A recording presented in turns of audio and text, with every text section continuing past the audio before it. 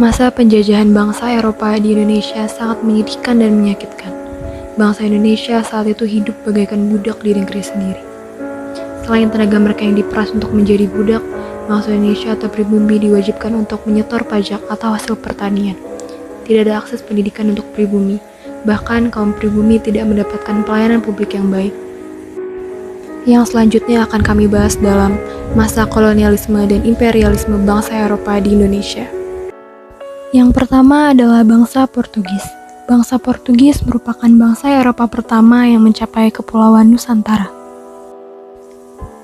Pencarian mereka untuk mendominasi sumber perdagangan rempah-rempah yang menguntungkan pada awal abad ke-16 dan usaha penyebaran Katolik Roma mereka yang berbarengan menyaksikan pendirian pos dan benteng perdagangan. Afonso de Albuquerque tiba di Malaka pada tahun 1509. Di saat itu, Portugis berhasil menguasai Malaka pada 10 Agustus 1511 dalam pimpinan Afonso de Albuquerque. Setelah menguasai Malaka, penjelajah Portugis yang ingin menguasai Indonesia menuju Ternate dan Madura. Awalnya, kedatangan bangsa Portugis disambut baik oleh masyarakat Maluku atau Ternate karena Portugis dianggap sebagai pembeli rempah-rempah dengan harga tinggi dan Portugis dimintai bantuan bersama untuk menyerang Tidore. Tetapi, seiring berjalannya waktu, terjadi perselisihan antara rakyat Maluku dan Portugis yang disebabkan oleh Portugis melakukan monopoli perdagangan rempah-rempah di Ternate sehingga merugikan rakyat. Portugis memaksa Sultan Ternate mengakui kekuasaannya di Ternate dan Portugis membunuh Sultan Hairun sebagai Raja Ternate. Ini adalah ilustrasi perang antara rakyat Maluku melawan Portugis pada tahun 1571. Akhir dari masa penjajahan Portugis sendiri tepat pada tanggal 25 Februari 1605, saat itu Portugis dipaksa pergi dari Maluku karena masa kuasa Portugis di Kepulauan Rempah-Rempah itu berakhir setelah ditikung oleh Kompani Dagang Belanda atau VOC. Bangsa berikutnya yang datang ke Nusantara dengan tujuan menyebarkan agama Nasrani dan mencari kejayaan adalah Spanyol di bawah pimpinan Sebastian Elcano pada tahun 1521. Penjelajahan dilakukan Magalhaens dan tiba di Filipina pada tahun 1521. Pelayaran Magalhaens berpengaruh bagi dunia ilmu pengetahuan karena dirinya berhasil membuktikan bahwa bumi itu bulat. Penjelajahan Magalhaens kemudian dilanjutkan oleh Sebastian Elcano pada 1521. Ia berhasil berlabuh di Tidore, namun kedatangan mereka dianggap melanggar perjanjian Tordesillas. Kedatangan Spanyol menjadi ancaman bagi Portugis. Mengapa? Karena saat itu Portugis sedang monopoli perdagangan di Maluku. Portugis dan Spanyol pun memanfaatkan Ternate dan Tidore yang tengah bermusuhan saat itu, dan terjadilah perang Ternate Portugis melawan Tidore Spanyol. Namun Spanyol akhirnya angkat kaki dan Portugis kembali memonopoli perdagangan di Maluku. Akhir penjajahannya ditandai dengan perjanjian Saragossa pada 22 April tahun 1529. Yang ketiga adalah bangsa Belanda. Bangsa Belanda menjadi sebuah bangsa Eropa yang paling banyak memiliki pengaruh dalam perkembangan sejarah Indonesia modern. Kedatangan bangsa Belanda ke Indonesia pada awalnya sangat menguntungkan bangsa ini karena mereka membeli rempah-rempah lebih mahal dan semakin lama kedudukan Belanda semakin kuat di Indonesia. Pada 20 Maret 1602 dibentuk kongsi dagang bernama VOC atau Verenigde Oost-Indische Compagnie. Tujuan didirikannya VOC yaitu menghindari persaingan internal antara orang Belanda yang datang ke Indonesia agar dapat bersaing dengan kongsi dagang lain seperti Inggris, dan terakhir mencari sumber daya dan juga dana untuk menghadapi peperangan dengan negara Spanyol. VOC menunjukkan keserakahannya untuk menguasai wilayah Nusantara yang kaya rempah-rempah. Cara-cara kejam mereka lakukan untuk meningkatkan eksploitasi kekayaan. Di antaranya seperti merebut pasaran produksi pertanian, biasanya dengan memaksakan monopoli, seperti monopoli rempah-rempah di Maluku. Tidak ikut aktif secara langsung dalam kegiatan produksi hasil pertanian, cara produksi dibiarkan berada di tangan pribumi, namun hasilnya untuk VOC selalu mengincar dan berusaha keras menduduki tempat-tempat yang memiliki posisi strategis. Caranya dengan kekerasan dan peperangan, serta melakukan politik adu domba. VOC melakukan campur tangan atau intervensi terhadap kerajaan-kerajaan di Nusantara, terutama kerajaan yang mengumpulkan hasil bumi terbanyak. Dan terakhir, lembaga-lembaga pemerintahan tradisional masih dipertahankan dengan harapan bisa diperalat. Jika tidak mau, maka akan diperangi. Namun pada 31 Desember 1799 VOC resmi dibubarkan karena ketidakberesan sistem perdagangan, kemudian banyaknya anggota yang korupsi serta ketidakberesan keuangan yang terjadi pada saat itu. Hingga kemudian Herman William Daendels ditunjuk sebagai gubernur Hindia Belanda tahun 1808 sampai 1811. Namun pada perkembangannya banyak perintah yang tidak dijalankan dengan benar sehingga ia digantikan dengan Jenderal Johnson. Pada masa ini juga sistem pertahanan paksa mulai diberlakukan. Sistem tanam paksa ini dilakukan pada 1830 hingga 1870. Hal ini bertujuan untuk menghasilkan rempah-rempah atau hasil alam sebanyak-banyaknya tanpa membutuhkan dana yang besar karena penduduk dipaksa menanam komoditi yang hanya laku di pasar Eropa. Akibat dari sistem tanam paksa ini, banyak penduduk yang kelaparan dan kesusahan mendapatkan bahan pangan karena pada masa ini semua lahan hanya boleh ditanam dengan komoditi yang laku di pasar Eropa saja. Pada 4 Agustus 1811, Inggris dengan 60 armadanya mengepung Batavia karena Johnson sebagai gubernur Hindia Belanda tidak secakap Daendels, sehingga membuat Jawa jatuh ke tangan Inggris dan akhirnya kekuasaan berhasil direbut oleh pemerintah Inggris di bawah pimpinan Thomas Stamford Raffles. Belanda dan Inggris membuat kesepakatan mengenai penyerahan kekuasaan dengan melakukan perjanjian Tuntang. Bangsa berikutnya yang datang ke Indonesia adalah Inggris di bawah pimpinan Thomas Stamford Raffles pada 1811. Batavia dan daerah di sekitarnya jatuh ke tangan Inggris pada 26 Agustus 1811 di bawah pimpinan Thomas Stamford Raffles dan berhasil merebut seluruh kekuasaan Belanda di Indonesia yang ditandai dengan perjanjian Tuntang. Selama masa pemerintahannya, Raffles melakukan reformasi massal untuk mengubah sistem kolonial pemerintah Hindia Belanda. Ia membuat kebijakan dengan berpegang pada 3 prinsip, yakni segala bentuk kerja rodi dan penyerahan wajib dihapus, diganti penanaman bebas oleh rakyat, peranan para bupati sebagai pemungut pajak dihapuskan dan para bupati dimasukkan sebagai bagian pemerintah kolonial. Atas dasar pandangan bahwa tanah itu milik pemerintah, maka rakyat penggarap dianggap sebagai penyewa.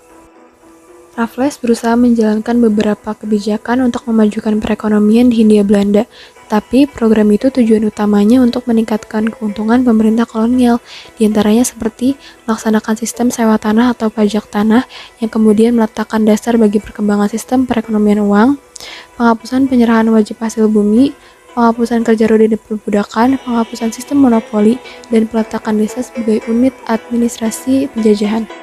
Namun, segala reformasi yang dilakukan Raffles dianggap terlalu mahal bagi East Indian Company.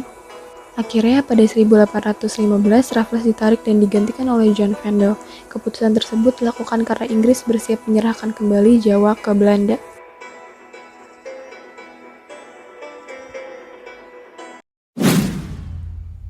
Perlawanan daerah. Perlawanan ini bersifat kedaerahan atau lokal.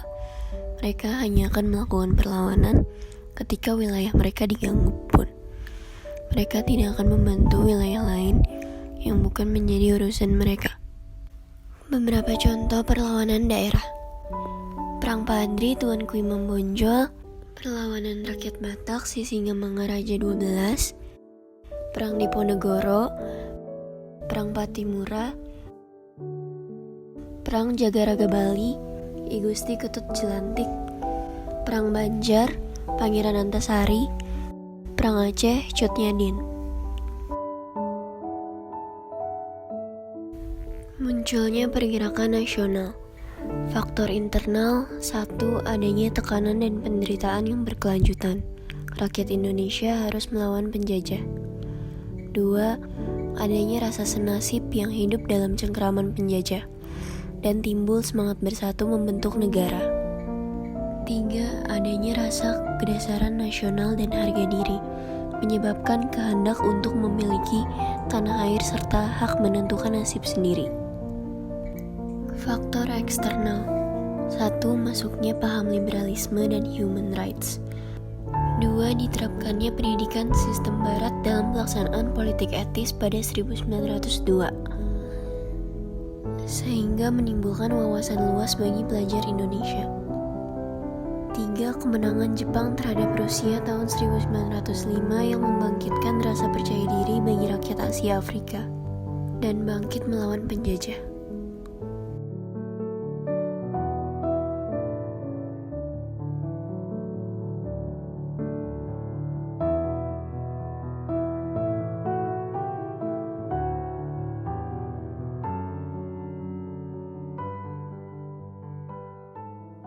Video ini menampilkan cuplikan kegiatan sekolah di Indonesia pada zaman kolonial. Bicara mengenai edukasi, hal ini tentunya berhubungan erat dengan kebijakan politik etis. Kebijakan politik etis di Indonesia sendiri sering juga disebut sebagai politik balas budi. Namun demikian, kebijakan ini dianggap hanya menguntungkan bagi para pemilik modal dan pengusaha Belanda. Nyatanya, kehadiran kebijakan politik etis melahirkan sebuah program yang diberi nama Trias van Deventer. Trias van Deventer mencakup kegiatan irigasi, imigrasi, dan juga edukasi.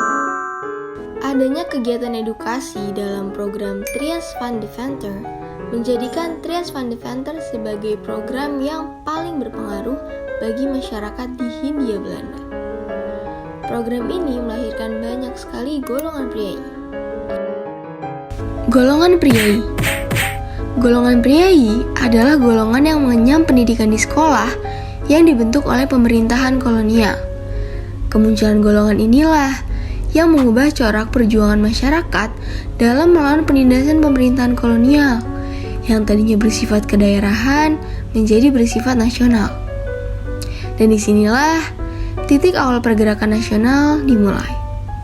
Salah satu bukti pergerakan nasional di Indonesia adalah terbentuknya berbagai organisasi di bidang pergerakan nasional. Organisasi apa sih yang pertama kali dibuat? Budi Utomo. Organisasi Budi Utomo didirikan oleh Dr. Sutomo, dan hingga kini hari didirikannya Budi Utomo diperingati sebagai Hari Kebangkitan Nasional. Organisasi ini dianggap sebagai awal mula bangkitnya perjuangan rakyat Indonesia secara nasional. Budi Utomo didirikan pada tanggal 20 Mei 1908 oleh para pelajar dari Stovia. Tujuan didirikannya organisasi ini adalah untuk meningkatkan derajat dan martabat bangsa Indonesia dengan memajukan pendidikan dan pengajaran. Selain itu, untuk meningkatkan ekonomi rakyat dan mempererat kehidupan nasional. Sarekat Islam. Organisasi ini didirikan oleh Kiai Haji Samanhudin. Sarekat Islam dibentuk pada tanggal 16 Oktober 1905 dengan tujuan untuk menggalang kerjasama antara pedagang Islam demi memajukan kesejahteraan pedagang Islam pribumi. Namun sebenarnya pada tahun 1912, nama awal dari Sarekat Islam adalah Sarekat Dagang Islam. Tujuan diubah nama tersebut adalah agar organisasi ini tidak hanya terbatas pada golongan pedagang saja. Douwe Dekker. Beliau adalah pahlawan di balik berdirinya Indische Partij. Organisasi ini didirikan pada 25 Desember 1912. Organisasi ini lahir karena Douwe melihat betapa jelasnya ketidakadilan bagi rakyat pribumi. Hal itu membuat Douwe menaruh banyak simpati bagi rakyat pribumi. Oleh karena itu, organisasi ini dibentuk dengan tujuan untuk menjunjung tinggi kesetaraan ras, memerangi kolonialisme, dan memperjuangkan hak suatu bangsa, yaitu kemerdekaan. Selanjutnya, Douwe mengajak Suwardi dan Cipto Mangunkusumo untuk memajukan organisasi. Menurut sejarah, Indische Partij merupakan partai pertama yang secara terang-terangan menuntut kemerdekaan di Indonesia. Saat itu, Douwe mengutarakan gagasannya bahwa setiap gerakan politik harus memiliki tujuan akhir, yaitu kemerdekaan. Karena memiliki banyak pendukung, akhirnya gagasan itu berhasil disampaikan melalui surat kabar Het Tijdschrift dan juga The Express. Perhimpunan Indonesia, atau yang biasa kita sebut sebagai PI. Organisasi ini diprakarsai oleh Sultan Kasayangan dan R.N. Notosuroto. Mereka adalah pelajar Indonesia yang sedang menempuh pendidikan di negeri Belanda pada saat itu. Perhimpunan Indonesia dibentuk pada tanggal 25 Oktober 1908 di Leiden, Belanda. Sebelum 1922, nama organisasi ini bukan Perhimpunan Indonesia, melainkan Indische Vereniging. Perhimpunan Indonesia merupakan pelopor gerakan nasionalis Indonesia yang mengadvokasi kemerdekaan Indonesia dari Belanda. Tokoh-tokoh yang tergabung dalam organisasi ini antara lain adalah Muhammad Hatta, Cipto Mangunkusumo, Suwardi Suryaningrat, dan lain-lain. Organisasi selanjutnya adalah ISDV atau yang biasa disebut sebagai Indische Social Democratische Vereniging. Organisasi ini didirikan oleh Hank Sniflet. Beliau adalah seorang anggota dari Partai Buruh Sosial Demokrat. ISDV dibentuk pada 9 Mei 1914. Organisasi ini menganut paham Marxisme, tetapi akhirnya berganti nama menjadi Partai Komunis Hindia pada 23 Mei 1920. Tak lama kemudian, pada Desember 1920, organisasi ini berubah nama lagi menjadi Partai Komunis Indonesia atau yang kita kenal sebagai PKI. PKI diketuai oleh Semaun. Salah satu peristiwa yang melibatkan anggota PKI adalah pemberontakan di wilayah Jawa dan Sumatera pada tanggal 13 November 1926. Pemberontakan itu diakhiri dengan menangnya kolonial Belanda. Organisasi selanjutnya adalah Partai Nasional Indonesia atau yang bisa kita sebut sebagai PNI. PNI merupakan perkumpulan atau organisasi yang dibentuk oleh Insinyur Soekarno pada tanggal 4 Juli 1927. Partai Nasional Indonesia bergerak dalam bidang politik, ekonomi, dan juga sosial.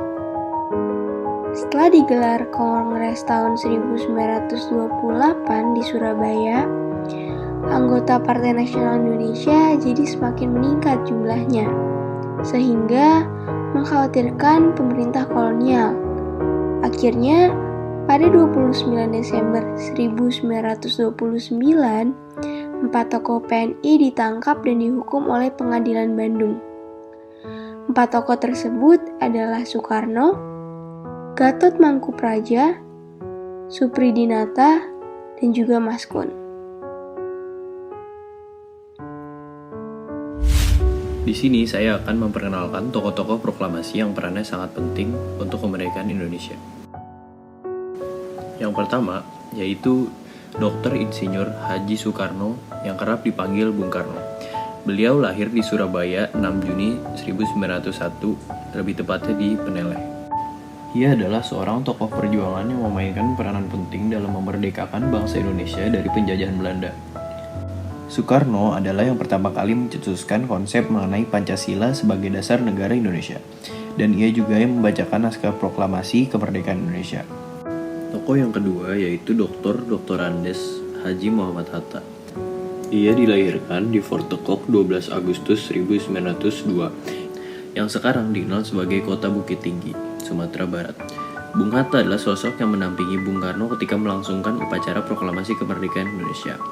Beliau juga ikut serta dalam merumuskan teks proklamasi bersama Soekarno dan Ahmad Subarjo. Yang selanjutnya yaitu Mr. Raden Ahmad Subarjo. Lahir di Karawang, Jawa Barat 23 Maret 1896. Ia adalah tokoh pejuang kemerdekaan Indonesia, diplomat, dan seorang pahlawan nasional Indonesia. Untuk peranannya dalam proklamasi, beliau adalah orang yang membujuk Laksamana Muda Maeda untuk menggunakan rumahnya sebagai tempat menyusun naskah proklamasi. Untuk tokoh yang keempat, yaitu Laksamana Muda Tadashi Maeda. Lahir di Kagoshima, Jepang, 3 Maret 1898. Memiliki peran yang cukup penting dalam kemerdekaan Indonesia dengan mempersilahkan kediamannya yang berada di Jalan Imam Bonjol nomor 1 Jakarta Pusat sebagai tempat penyusunan naskah proklamasi oleh Soekarno, Muhammad Hatta, dan Ahmad Subarjo, ditambah sang juru ketik Sayuti Melik. Untuk tokoh kelima yaitu Soekarni, yang nama lengkapnya adalah Soekarni Kartodiwirjo. Lahir di Blitar, Jawa Timur, 14 Juli 1916. Peran Soekarni dalam upaya memproklamasikan kemerdekaan adalah dengan mengusulkan agar yang menandatangani teks proklamasi adalah Bung Karno dan Bung Hatta atas nama bangsa Indonesia. Yang terakhir yaitu Muhammad Ibnu Sayuti atau yang lebih dikenal sebagai Sayuti Melik. Lahir di Sleman, Yogyakarta 22 November 1908. Ia dikenal sebagai sosok yang berjasa mengetik naskah proklamasi hasil susunan golongan tua seperti Hatta, Soekarno, dan Ahmad Subarjo. Pada tanggal 1 Maret 1945 dibentuklah BPPKI yang diketuai oleh Dr. Rajiman Widyodiningrat dan wakilnya Suroso. BPPKI melakukan 2 kali sidang. Sidang pertama pada 29 Mei sampai 1 Juni dan sidang kedua pada 10 sampai 17 Juli. Sidang pertama membahas dasar negara dengan Mr. Supomo, Muhammad Yamin, dan Insinyur Soekarno yang maju menyampaikan gagasannya. Hingga pada 1 Juni, Insinyur Soekarno menyampaikan tentang Pancasila, dan Pancasila inilah yang dipilih menjadi dasar negara Indonesia. Kemudian pada 22 Juni 1945 dibentuklah panitia kecil bernama Panitia 9 yang beranggotakan 9 orang untuk mematangkan konsep Pancasila. Hasilnya adalah Piagam Jakarta. Selanjutnya, sidang kedua BPUPKI menghasilkan rumusan Undang-Undang Dasar. Rancangan UUD memberikan 3 hal pokok, yaitu Pernyataan Indonesia Merdeka, Pembukaan Undang-Undang Dasar, dan Undang-Undang Dasar. Pada 7 Agustus 1945, BPUPKI dibubarkan dan diganti oleh PPKI. Panitia ini bertugas melanjutkan tugas BPUPKI untuk menyiapkan kemerdekaan Indonesia. Kedua yang tengah terjadi juga ternyata membawa dampak buruk bagi Jepang. Salah satunya peristiwa pengeboman kota Hiroshima dan Nagasaki pada tanggal 6 dan 9 Agustus tahun 1945.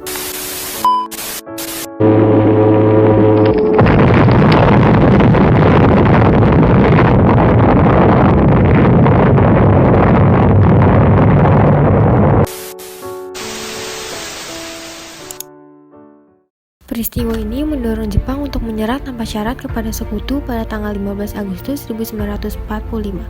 Berita kekalahan ini menyebar ke seluruh dunia hingga didengar oleh tokoh-tokoh muda Indonesia. Bersama dengan Muhammad Hatta, golongan muda mengadakan rapat yang dipimpin oleh Cairo Soleh di Jalan Pegangsaan Timur nomor 56. Namun terjadi perbedaan pendapat antara golongan muda dan golongan tua perihal kapan dibacakannya Proklamasi Indonesia, sehingga terjadilah peristiwa Rengas Dengklok. Bung Karno dan Bung Hatta diungsikan oleh golongan muda ke Rengas Dengklok pada tanggal 16 Agustus 1945. Para pemuda bersikeras untuk Proklamasi Indonesia segera diproklamasikan. Kemudian Ahmad Subarjo bernegosiasi dengan golongan muda agar Bung Karno dan Bung Hatta dibebaskan, serta Proklamasi Indonesia diumumkan dengan nyawanya sebagai jaminan. Dari Rengas Dengklok, rombongan tiba di Jakarta untuk beristirahat di rumah masing-masing. Kemudian Soekarno-Hatta pergi ke rumah Laksamana Maeda untuk menyusun naskah proklamasi. Hingga pada pukul 4.30 waktu Indonesia Barat, naskah proklamasi selesai disusun. Proklamasi. Kami, bangsa Indonesia, dengan ini menyatakan kemerdekaan Indonesia. Hal-hal yang mengenai pemindahan kekuasaan dan lain-lain diselenggarakan dengan cara saksama dan dalam tempo yang sesingkat-singkatnya. Jakarta, 17 Agustus 1945, atas nama bangsa Indonesia, Soekarno, Hatta. Proklamasi dibacakan di rumah Insinyur Soekarno pukul 10 waktu Indonesia Barat. Berita kemerdekaan Indonesia disebarluaskan melalui radio dari kantor berita Domei. Mendengar kabar ini, Jepang melarang bahkan menyegel alat pemancar. Namun para pemuda tidak kehilangan akal. Mereka membuat alat pemancar baru dan berita kemerdekaan dapat tersebar ke seluruh Indonesia. Selain dari radio, ada beberapa surat kabar yang memberitakan kemerdekaan Indonesia. Bahkan warga-warga ikut mencoret tombol untuk menyebarkan berita ini. Lalu apa saja dampak pergerakan nasional Indonesia? Yang pertama, ada kemenangan Jepang melawan Rusia pada tahun 1905. Perjalanan sejarah dunia menunjukkan bahwa ketika pada tahun 1904 sampai 1905 terjadi peperangan antara Jepang melawan Rusia. Ternyata yang keluar sebagai pemenang dalam peperangan itu adalah Jepang. Hal ini memberikan semangat juang terhadap para pelopor pergerakan nasional di Indonesia. Dampak selanjutnya adalah masuknya paham-paham baru ke Indonesia. Yang pertama ada liberalisme. Liberalisme adalah paham yang meyakini bahwa kebebasan politik dan ekonomi merupakan hak setiap individu dan ketidakadilan sosial merupakan hal yang wajar terjadi. Paham liberalisme memiliki konsep kebebasan sebagai dasarnya, sehingga paham ini dapat berkembang dengan baik dalam sistem demokrasi. Yang kedua, nasionalisme. Nasionalisme adalah suatu paham yang dapat memberi ilham kepada sebagian penduduk untuk bersatu dan dengan rasa kesetiaan yang mendalam mengabdi kepentingan bangsa dan negara. Nasionalisme dapat terbentuk karena adanya perasaan senasib, persamaan budaya, persamaan karakter, dan persamaan keinginan untuk hidup bersama dalam suatu kelompok. Yang ketiga, ada sosialisme. Sosialisme muncul akibat adanya perkembangan industrialisasi yang ada di Eropa. Industrialisasi merupakan dampak dari adanya kebebasan individu dalam bidang ekonomi yang akhirnya melahirkan golongan kapitalisme atau pemilik modal. Golongan kapitalis menjadi golongan yang menguasai bidang perekonomian dan mengadakan penindasan terhadap golongan buruh. Yang keempat, ada demokrasi. Demokrasi adalah suatu sistem pemerintahan yang berasal dari rakyat, baik secara langsung maupun tidak langsung. Paham demokrasi pertama kali dilaksanakan di Yunani, yaitu Polis Athena, yang berupa demokrasi langsung. Kekuasaan raja-raja di Eropa yang sifatnya absolut mulai ditumbangkan dan ditentang oleh rakyat, sehingga memunculkan pemerintahan yang demokratis. Paham demokrasi pada intinya membahas mengenai hal-hal yang berkaitan dengan pengakuan hak asasi manusia. Selanjutnya ada komunisme. Komunisme di Indonesia menyebar ketika paham tersebut dibawa oleh pelajar Indonesia yang belajar di negara-negara komunis seperti Rusia, kemudian membawanya ke Indonesia. Komunis sendiri dapat diterima dengan cepat saat itu karena membawa prinsip-prinsip nasionalisme serta kesetaraan hak antar warga negara. Menyebarnya paham ini di periode pergerakan nasional membawa peranan penting dalam memberikan warna berbeda dalam cara memerdekakan suatu bangsa.